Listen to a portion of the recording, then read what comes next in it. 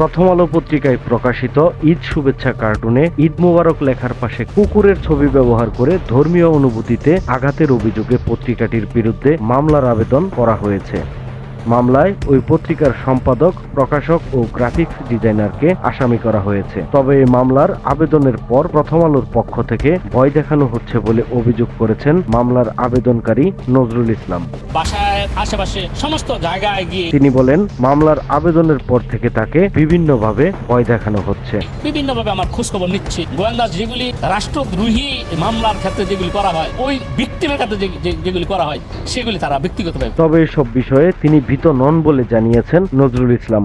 দেশের শান্তির জন্যই প্রথম আলোর বিরুদ্ধে এই মামলার আবেদন করেছেন বলে দাবি করছেন তিনি। 5 আগস্টের পরে দেশটা একটা স্থিতিশীল পরিস্থিতি তৈরি হয়েছে। স্বাধীনভাবে মানুষ কথা বলতে পারতেছে। তারা ধারণা করতেছিল দেশের ভিতরে বিভিন্নভাবে একটা অস্থিতিশীল পরিস্থিতি তৈরি করতে, কিন্তু তারা যখন ব্যর্থ হয়েছে তখন মুসলমানের ধর্ম অনুভূতিতে আঘাত আনার জন্য তারা সুপরিকল্পিতভাবে তারা এই প্রচ্ছটাকে। এ ব্যাপারে তিনি আরো বলেন, মুসলমানদের সবচেয়ে বড় আনন্দের দিন হচ্ছে ঈদ উল ফিতর। আর মুসলমানদের জন্য সবচেয়ে অপছন্দনীয় যেসব প্রাণী আছে তার মধ্যে অন্যতম হচ্ছে কুকুর। সেই ঈদের সংখ্যায়, প্রচ্ছদ সংখ্যায় ওনারা মুসলমানদের ভিতরে সবচেয়ে অপছন্দনীয় যে প্রাণীগুলি আছে এর মধ্যে অন্যতম একটা প্রাণী হলো কুকুর। সেই প্রচ্ছদ সংখ্যায় তারা কুকুরের ছবি চেপেছে। এর আগেও প্রথম আলো জঙ্গি নাটক সাজাতে ফ্যাসিবাদ সরকারকে সাহায্য করেছে বলেও অভিযোগ করেন নজরুল ইসলাম। ভারতের সাথে মিলে তারা একটা নতুন একটা ন্যারেটিভ তৈরি করছে। সেই ন্যারেটিভটা কি?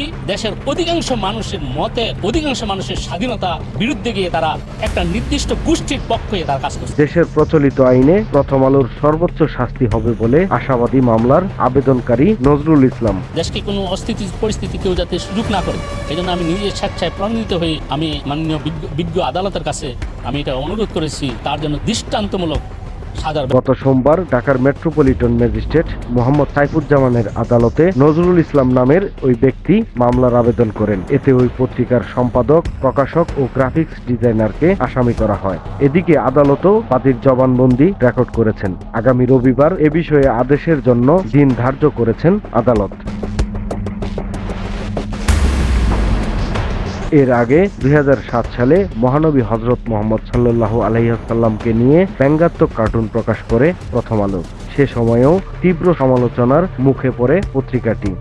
এক পর্যায়ে বাইতুল মুকাররমে গিয়ে তওবা ও দেশবাসীর কাছে ক্ষমা প্রার্থনা করে পত্রিকাটির সম্পাদক মতিউর রহমান। তবে মতিউর রহমানের সেই ক্ষমা প্রার্থনা ছিল নিছকই লোক দেখানো। পরবর্তীতে আওয়ামী লীগ ও ভারতের যোগসাজশে বাংলাদেশি মুসলিমদের দমনে শক্তিশালী ভূমিকা রাখে প্রথম আলো।